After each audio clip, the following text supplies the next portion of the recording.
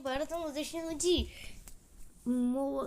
همتون توی کامنت من مبارک میخوام، چون که شما 4 تا کردین من بهتون این مغازه رو بهتون جایزه میدم. خب چون که 4 تا شدیم این لباس فروش رو بهتون جایزه میدم. لباس های خیلی خفنی داره، اصلا مجانی هم هست.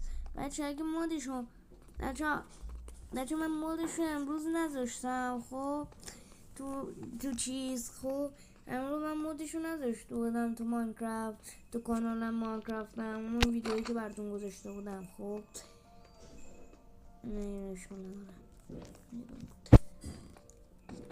اون یه دونه ویدیو رو براتون گذاشته بودم.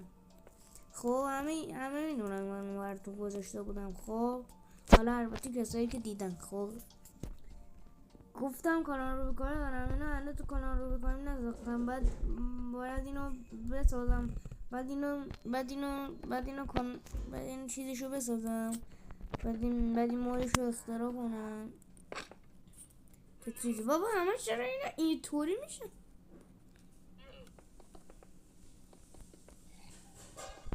خب بچه حتما خب یک کاری کنین 20 تایی رو بشین، دمتون گرم 20 تایی بشین آجی. یه دونه چیز دیگه هم براتون جایزه دارم تا ویدیوی بعدی. فعلا خداحافظ.